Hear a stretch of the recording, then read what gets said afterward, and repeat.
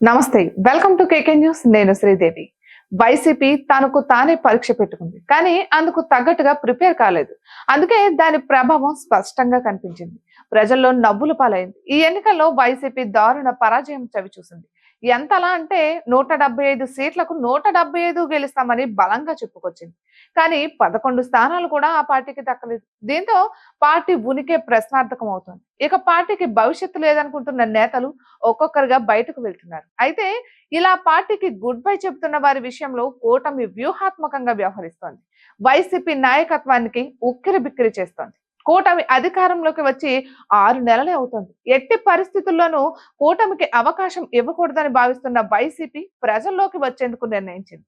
అయితే దారుణ పరాజయంతో నైరాశ్యంలో ఉన్న పార్టీ శ్రేణులను సరైన రీతిలో అప్రమత్తం చేయలేకపోయింది. అయితే రాష్ట్ర వ్యాప్తంగా రైతు సమస్యలపై ఈ రోజు వైసీపీ పోరాటానికి దిగింది.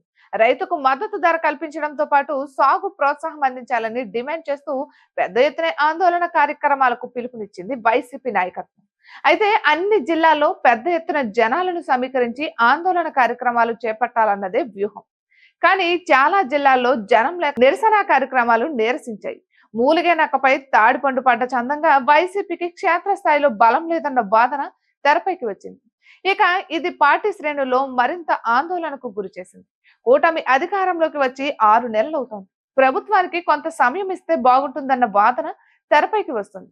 కేవలం ఆవేశపూరితంగా వైసీపీ ఆందోళన కార్యక్రమాలకు పిలుపునివ్వడం ఏంటన్న ప్రశ్న వినిపిస్తోంది.